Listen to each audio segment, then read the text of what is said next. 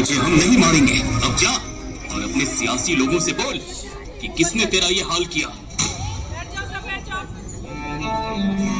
पहलगाम के बायसारन में आतंकियों ने किया टूरिस्ट पर हमला। इस हमले में 27 की मौत जबकि दर्जनों घायल होने की सूचना।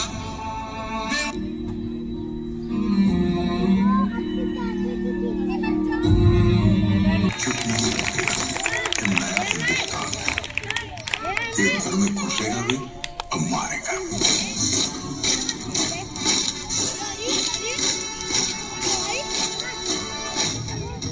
मैं कर्नल सोफिया कुरैशी, मैं विंग कमांडर योमिका सिंह।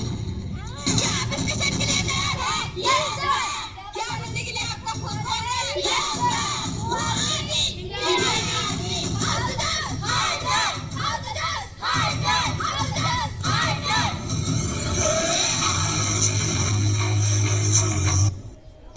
देश की मां, बहन, बेटियों के सम्मान और सुरक्षा के लिए चला सबसे बड़ा एक्शन ऑपरेशन सिंधु।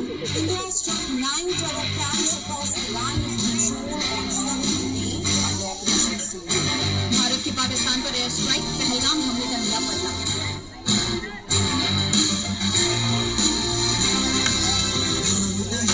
Just